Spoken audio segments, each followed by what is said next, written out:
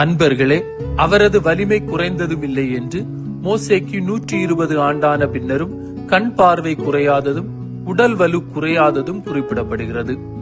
வாழ்வில் அவர் சந்தித்த அனுபவங்களும் சவால்களும் அவரை உடல் அளவிலும் மனதளவிலும் பலசாலியாக்கியது.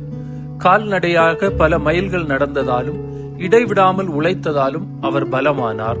ஆனால் இன்று அறிவியல் வளர்ச்சியின் பெயரால் நமது உடல் உழைப்பை குறைத்து சோம்பேறிகளாகவும் நோயாளிகளாகவும் மாறுவதோடு நேரத்தை எப்படி செலவிடுவது என தெரியாமல் தவறான பாதைகளை தேர்ந்தெடுக்கிறோம்.